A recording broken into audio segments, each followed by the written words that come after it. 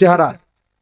আমার বোন, আপনাকে আমি স্পেশাল মেসেজ দিতে চাই, কারণ আপনার জন্য একটা সৌন্দর্য, একটা সুন্দর সুদর্শন একজন পুরুষ আপনার জন্য ওয়েট করতেছে। আপনি আল্লাহর কাছে চান, আল্লাহ অবশ্যই আপনাকে দিবেন, একজন জান্নাতি পুরুষের ব্যবস্থা করে দেবেন আপনার।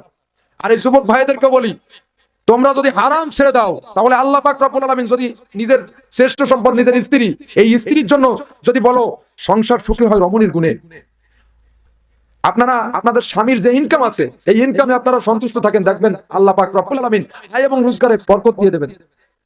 যে বোনই আমাকে বলছেন আলহামদুলিল্লাহ। কিন্তু শোনেন, আমরা এই যে আপনারা যারা আছেন, আপনাদের সকলকে ভালোবাসি কোরআনের জন্য। এটা কিন্তু ব্যক্তিগত হবে না।